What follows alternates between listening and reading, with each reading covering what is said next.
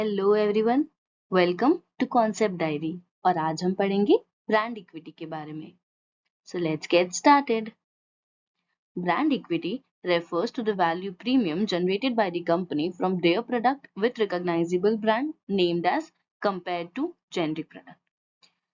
इसका मतलब यह है कि जब भी कोई कंपनी अपना एक अच्छा खासा ब्रांड नेम क्रिएट कर लेती है इन द मार्केट, उसको लोग पहचानने लगते हैं, एसोसिएट करने लगते हैं, उनको इजीली रिमेम्बर रहता है, टॉप ऑफ द माइंड रहता है, तो उस कंपनी की एक अलग से ब्रांड वैल्यू क्रिएट होती है। वो ब्रांड वैल्यू उस कंपनी को एक वैल्यू प्रीमियम प्रोवाइड करती है।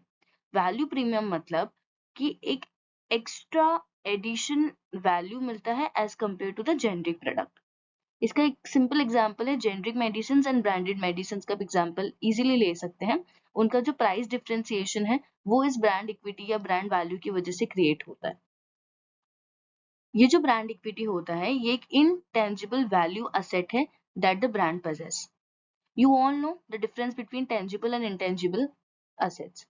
एक बार मैं बता देती हूँ कि जो टेंजिबल असेट्स होते हैं वो असेट्स होते हैं which you can feel, touch, see, like plant, equipment, machinery etcetera.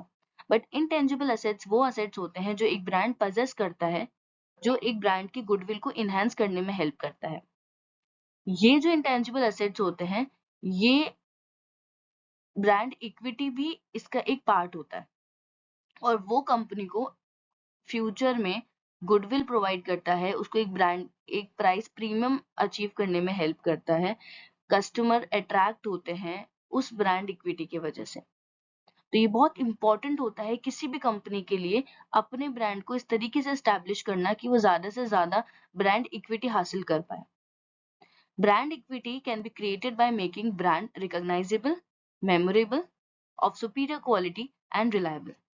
इसका मतलब यह है कि जो ब्रांड इक्विटी होता है हम कैसे क्रिएट करें उस ब्रांड इक्विटी को। हमें अपने ब्रांड को एक ऐसी तरीके से स्टैब्लिश करना होगा मार्केट में कि वो रिकॉग्नाइजेबल है, वो याद रहता है, एकदम टॉप ऑफ द माइंड है, इजीली लोग उसको एसोसिएट कर पाते हैं, उसमें लोग एक कैरेक्टरिस्टिक देख पाते हैं that is reliability, superior quality. और ऐसे ही किसी भी कंपनी का ब्रांड इक्विटी स्टैब्लिश होता है। जो ब्रांड इक्विटी होता है that directly relates to bigger profits. इसका मतलब ये है कि ज्यादा ब्रांड इक्विटी तो ज्यादा बिगर प्रॉफिट, इसमें डायरेक्ट रिलेशन होता है। जैसे ब्रांड इक्विटी बढ़ेगी तो आपके कंपनी के प्रॉफिट्स बढ़ेंगे, ब्रांड इक्विटी कम होगी तो मे बी कंपनी के प्रॉफिट्स भी कम होंगे। Brand equity helps the brand to stand out, command premium price and increase customer loyalty. These three things are very important for any business organization. अगर उस business organisation को लंबे समय तक सरवाइव करना है इन द मार्केट, ग्रो करना है, compete करना है, अचीव करना है एक सस्टेनेबल कॉम्पिटिटिव एडवांटेज, तो ब्रांड इक्विटी को स्टैब्लिश करना बहुत जरूरी है। और ब्रांड इक्विटी किसी भी एक ब्रांड को हेल्प करती है in stand out against the competitors. वो उनके कॉम्पिटिटर्स से उसको एक अलग पोजीशन देती है इन द मार्केट। सेकेंडली वो कमांड करती है प्रीमियम प्राइस। दैट मीन्स कि जो ब्रांड है, अगर आपका ब्रांड एक बहुत ही अलग अच्छे लेवल पे स्टैब्लिश इन द मार्केट, आप कोई भी अच्छा सा ब्रांड ले लो, नाइकी है, एडिडास है, तो इनका एक अलग फैन बेस हो जाता है, लॉयल कस्टमर्स होते हैं और एक इस लेवल पे पहुंच चुके होते हैं कि ये लोग कस्टमर से एक प्रीमियम प्राइस चार्ज करते हैं for their quality products and customers are ready to give it. Customers देते भी हैं वो। तो इधर क्या होता है कि उसको कमांड प्रीमियम प्राइस का एक अपॉर्चुनिटी मिलता है by creating a well deserved brand equity. Thirdly it increase the customer loyalty. अगर आपकी ब्रांड की इक्विटी अच्छी होगी तो आपके कस्टमर की लॉयल्टी चांसेस इंक्रीज होते हैं, वो ज्यादा लॉयल होते हैं, इससे रिपीट परचेज होने के चांसेस ज्यादा रहते हैं।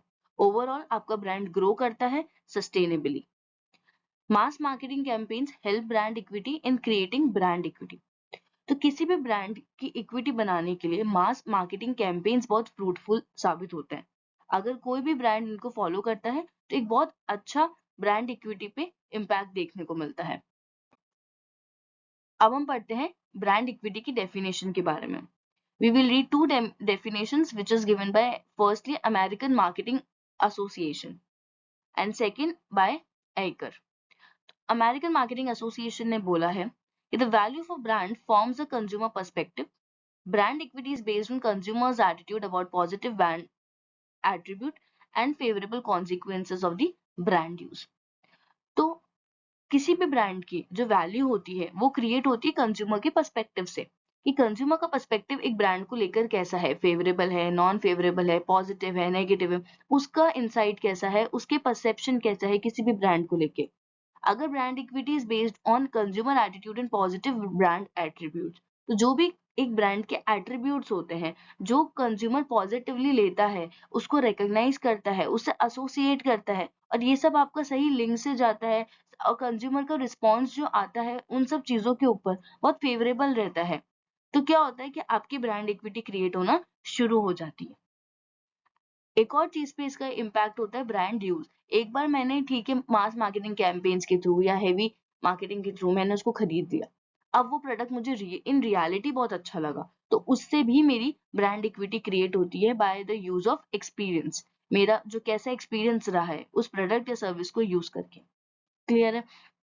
कोई भी ब्रांड एट्रीब्यूट हो सकता है जो एक कंज्यूमर को अपनी तरफ खींच सकता है, अट्रैक्ट कर सकता है और उसको लंबे समय तक रिटेन कर सकता है. Aker ने बोला, a set of assets and liabilities linked to a brand and its name and symbol that adds to or subtracts value provided by a product or a service of firm to that of the firm's customer. तो एक set of assets and liability जो कोई भी brand से linked है, उसका नाम है, उसका सिंबल है, दैट एड्स या subtracts the value provided by the product और द सर्विस. तो कोई भी चीज, कोई भी एट्रीब्यूट जो उसके अंदर या तो एक पॉजिटिव एडिशन ला रहा है या मे बी नेगेटिव एडिशन ला रहा है, तो वो सब क्या होते हैं, ये असेट्स भी वो असेट्स भी हो सकती है if they are working positively, and liabilities भी हो सकती है if they are working negatively. But जब वो ब्रांड में कुछ चेंजेस लाता है जो अट्रैक्ट करता है कस्टमर्स को, तो वो एक ब्रांड इक्विटी क्रिएट होती है. इसके बाद हम पढ़ेंगे principles of brand equity. There are certain principles to create a strong brand equity. पहला प्रिंसिपल क्या है कि difference in outcome arise from added value endowed to a product in part as a result of past marketing activities for a brand. तो difference in outcome आ जाता है एक value addition की वजह से. अगर कोई भी आप एडेड वैल्यू, आप कोई भी वैल्यू ऐड करते हो तो बहुत डिफरेंस आता है. हो सकता है कि आपने कोई पास्ट में ऐसी मार्केटिंग एक्टिविटीज करी है, कुछ ऐसे एफर्ट्स थे जिसका हमको आज रिजल्ट दिख रहा है. अगर मैं आज अपनी एक्सटेंड करती हूँ, कोई नया प्रोडक्ट ऐड करती हूँ in the same brand name पर, और पुराने वाला ब्रांड मेरा बहुत अच्छी तरीके से स्टैब्लिश है, तो मुझे उसका यहाँ पर फेवरेबल कॉन्सिक्वेंसेस दिखेगा कि भाई लोग सोचते हैं कि पहले वाला जो प्रोडक्ट था या सर्विस था इस ब्रांड के अंडर बहुत अच्छा आया था, तो ये वाला भी मे बी अच्छा हो, let's give it a try. तो यहाँ पे हमारा ट्रायल रेट इंक्रीज होने के चांसेस रहते हैं. Second, value can be created by many different ways. Value कोई एक वो नहीं है मेथड कि आप एक ही चीज से वैल्यू एडिशन कर सकते हो. वैल्यू बहुत ज्यादा अलग अलग डिफरेंट वेज से आप क्रिएट कर सकते हो. आप सोसाइटी में बहुत अलग तरीके से भी उसको क्रिएट कर सकते हो, अपने ब्रांड को एक अलग तरीके से पोजिशन कर सकते हो. फॉर एग्जाम्पल, आप सुपीरियर क्वालिटी देकर वैल्यू क्रिएट कर रहे हो, आप कुछ अच्छी CSR एक्टिविटीज अडॉप्ट करके वैल्यू क्रिएट कर रहे हो, आप कुछ बहुत अफोर्डेबल प्राइजेस पे गुड क्वालिटी स्टफ दे रहे हो, तो उससे भी आपकी ब्रांड की वैल्यू क्रिएट हो रही है. Third, brand equity provides common denominator for interpreting marketing strategy and assessing the value of the brand. जो मार्केटिंग की आपकी स्ट्रेटेजी है कंपनी की, हर कंपनी की अपनी अपनी मार्केटिंग स्ट्रेटेजीज होती है, तो आपकी कंपनी की जो भी मार्केटिंग स्ट्रेटेजीज है and assessing the value of the brand, और उस ब्रांड की जो वैल्यू को हम असेस करते हैं, इन दोनों को करने के लिए एक हमको कॉमन बेस चाहिए, एक कॉमन बिल्डिंग ब्लॉक चाहिए. वो एक कॉमन डिनोमिनेटर कौन हो सकता है? ब्रांड इक्विटी हो सकता है. Lastly, many different ways to exploit and manifest the value give benefits to the firm. और जितने ज्यादा डिफरेंट वेज होंगे, वो जो फर्म है, वो जो कंपनी है, वो उन सारे वेज को यूज करके एक्सप्लॉइट कर सकती है, मैनिफेस्ट करती है दैट वैल्यू. खाली एक तरीके से नहीं, हर तरीके से वो टारगेट कस्टमर्स को अट्रैक्ट कर सकती है, रिटेन कर सकती है और अपने ब्रांड की वैल्यू इक्विटी क्रिएट कर सकती है. Let's take a example. Brand equity is important when company wants to expand its product line. Company customer will buy new product associating it with existing successful brand. Example ये है कि अगर कोई भी company एक वेल स्टैब्लिश ब्रांड है in the market और वो अपनी प्रोडक्ट लाइन को एक्सपैंड करना चाहता है सेम ब्रांड नेम के अंदर, तो क्या होगा कि जब वो एक अच्छा खासा ब्रांड नेम जो स्टैब्लिश है, for example we can take Nestle, ITC, Nike etcetera, ये अपना कोई नया प्रोडक्ट लेकर आते हैं, तो इनका पहले से ही इमेज इतनी अच्छी स्टैब्लिश है कि जो कस्टमर्स है वो उसको रिलेट कर पाते हैं, एसोसिएट कर पाते हैं कि कर पाते हैं, और फिर वो जो उनका नया प्रोडक्ट होता है वो उसको एडॉप्शन रेट उनकी थोड़ी ज्यादा बढ़ जाती है। कस्टमर सोचते हैं कि ठीक है इस ब्रांड का है, मे बी अच्छा होगा, तो एक बार उसको ट्राई देख, let's give it a try देख के देखते हैं। तो इससे क्या होता है, ट्रायल रेट बढ़ता है। Nike has a positive brand image, you all know कि जो नाइकी की ब्रांड इमेज है वो एक अच्छी खासी positive brand image in the market. उसकी ब्रांड एसोसिएशंस भी अच्छे हैं, और Nike's marketing efforts connect the brand with motivation and victory. तो जब भी नाइकी का ब्रांड नेम आता है तो कस्टमर के दिमाग में इमेज या वो एसोसिएट कर पाते हैं with two terms like motivation, victory, ऐसे टर्म्स के साथ वो नाइकी को एसोसिएट करते हैं। तो Nike had witness 39% of increase in the market share due to positive brand equity. तो पॉजिटिव ब्रांड इक्विटी है उनकी मार्केट में, उनका ब्रांड इमेज बहुत अच्छा है, गुडविल अच्छा है, इस वजह से उनको 39% इंक्रीज अपने ब्रांड नेम में या अपनी सॉरी मार्केट शेयर में देखा गया है। इसके बाद हम पढ़ते हैं लास्टली इम्पोर्टेंस, कि जो इम्पोर्टेंस क्या है, क्यों ब्रांड इक्विटी किसी भी फर्म के लिए, कंपनी के लिए, ऑर्गेनाइजेशन के लिए, ब्रांड के लिए जरूरी है। सबसे पहले high perceived value, due to the good brand equity, positive brand equity, customers के दिमाग में एक हाई वैल्यू क्रिएट हो जाती है, हाई परसेप्शन, परसीव्ड वैल्यू उसके लिए अच्छी क्रिएट हो जाती है, किसी भी उसके लिए प्रोडक्ट के लिए, ऑफरिंग फ्रॉम दैट ब्रांड या service offering from rendered from that brand. Goodwill, you all know, अगर अच्छा ब्रांड है, अच्छी ब्रांड इक्विटी है, यूज कर रहे हैं लोग, उनको अच्छा लग रहा है, तो क्या होगा, कंपनी की गुडविल ऐड होगी, हाँ कि इस कंपनी के प्रोडक्ट्स अच्छे होते हैं, सर्विसेज अच्छी होती है। थर्ड, रिपीट परचेज, जब किसी भी कस्टमर को अच्छा लगेगा प्रोडक्ट या वो उस ब्रांड से एसोसिएट कर पा रहा है, उसके दिमाग में एक उसके लिए अच्छा परसेप्शन वैल्यू क्रिएट हो रही है, तो वो रिपीट परचेज करेगा, वो फ्यूचर में वापस आएगा उसको परचेज करने के लिए। उसको अच्छा लगा है तो ऑब्वियसली वो वापस आएगा, और मे बी वो वर्ड ऑफ माउथ भी करे, दूसरे लोगों को भी रेफर करे कि इस ब्रांड से आप जाके खरीदें। इंक्रीज कस्टमर लॉयल्टी, और जब कस्टमर को हैबिट में आ जाता है, कस्टमर एक क्या होता है, हैबिचुअल हो जाता है, उनको एक ईज आ जाता है कि नहीं यार इस ब्रांड का खरीदते हैं, सही चल रहा है, अच्छे प्रोडक्ट्स मिलते हैं, और रेगुलर इसके अंदर चेंजेस भी आ रहे हैं, this brand is changing according to the market demand, changing according to the customer demand. तो वो लोग क्या होते हैं, लॉयल बन जाते हैं, और फिर वो लॉयल कस्टमर की तरह, हार्डकोर लॉयल कस्टमर्स की तरह वहां पे एक्ट करते हैं। कस्टमर चॉइस, तो जब भी कोई एक अच्छा ब्रांड होगा, अच्छे प्रोडक्ट सर्विसेज दे रहा है, प्राइसेस उसकी सही है, मार्केट में डोमिनेट कर रहा है, उसके प्रोडक्ट्स बहुत न्यू है, यूनिक सॉल्यूशंस हैं, सस्टेनेबल हैं, तो इन सब से क्या होता है कि वो कस्टमर की चॉइस बन जाता है।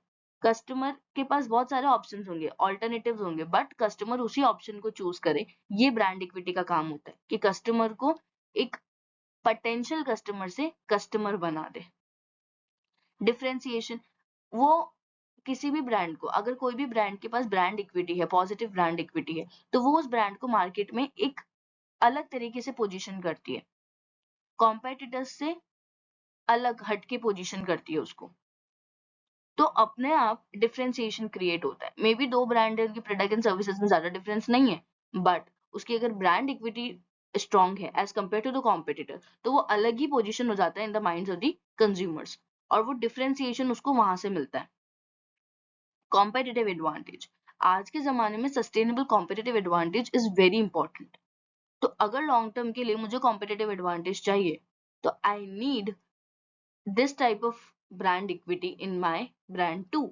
अगर ब्रांड के अंदर ऐसा रिकॉग्निशन है, ऐसा एसोसिएशन है विद द कस्टमर, तो ये मुझे एक कॉम्पिटिटिव एडवांटेज देगा ही देगा as compare to my competitors.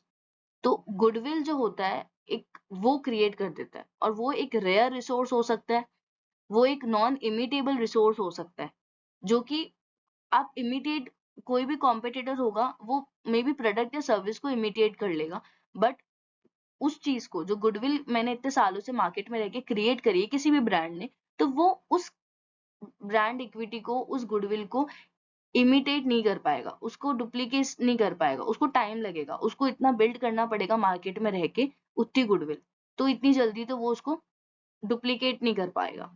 ठीक है, तो ये एक मेरे लिए बहुत एक ऐसा टूल साबित हो सकता है जिससे मैं अपने कॉम्पिटिटर को टक्कर दे सकूं मार्केट में। ठीक है, और जो नए कॉम्पिटिटर्स आने का मार्केट में सोच रहे हैं तो उनके लिए भी थ्रेट टू एंट्री साबित हो सकता है। ब्रांड रेजोनेंस, रेजोनेंस एक brand resonance brand awareness create कर देता है कंज्यूमर्स के माइंड में ब्रांड को लेकर। अगर वो ऐसी किसी भी सिचुएशंस में होते हैं जहां पर भी उनको कुछ लगता है कि मतलब कोई भी प्रोडक्ट या सर्विस की डिजायर होता है, नीड होता है, तो वो उनके दिमाग में फटाफट से अगर रिलेटेड टू दैट नीड वो वाला ब्रांड क्लिक कर जाता है, तो ये मेरा ब्रांड रेजोनेंस है कि हाँ उनको एसोसिएट कर पा रहे हैं वो अपनी नीड्स के साथ मेरे ब्रांड को, मेरे प्रोडक्ट को। प्रीमियम प्राइस, मुझे प्रीमियम प्राइस मिलता है जब अगर मेरा ब्रांड एक अच्छा खासा स्टैब्लिश हो जाता है, अच्छा खासा उसको गुडविल होता है मार्केट में, तो मैं एक एक्स्ट्रा प्राइस चार्ज कर सकता हूँ कस्टमर से, और वो प्राइस कस्टमर देना चाहेंगे to get that superior quality, to get that name of that brand. तो वो लोग देना चाहते हैं, वो लोग देते हैं, तो प्रीमियम प्राइस भी चार्ज होती है। Last but not the least is reduce marketing cost. तो स्टार्टिंग में बहुत मार्केटिंग कॉस्ट लगती है, सबको अपना ब्रांड स्टैब्लिश करना पड़ता है, बट एक टाइम आता है जब आपका ब्रांड बहुत अच्छी तरीके से स्टैब्लिश हो जाता है, लोग जानने लगते हैं, पहचानने लगते हैं, और fan base, loyal fan customer create होते हैं, तो क्या होता है कि इस पॉइंट पे आपका जो मार्केटिंग कॉस्ट है वो बहुत हद तक कम हो जाता है। फिर आपको हर अपने नए प्रोडक्ट के लिए उतना ज्यादा मार्केटिंग करने की जरूरत नहीं है, बिकॉज आपके जो पास मार्केटिंग एफर्ट्स है वो आपको इस नए प्रोडक्ट के लिए भी हेल्प करते हैं, उनका उनका इफेक्ट इन पे भी दिखता है। So that's all about it. Thank you so much. अगर आपको मेरा वीडियो अच्छा लगा हो तो please like share and subscribe. Thank you.